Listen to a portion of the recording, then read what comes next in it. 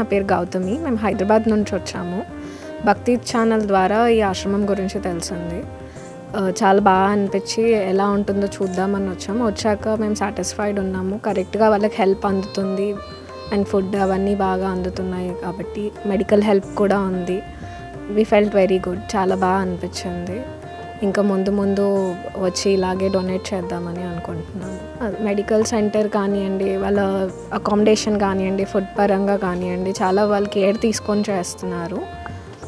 చాలా బాగా అనిపించింది. వెదర్ పరంగా కూడా అంతా నీట్గా ఉంది. హైజీన్ మెయింటైన్ చేస్తున్నారు. ప్రశాంతంగా ఉంది వాతావరణం.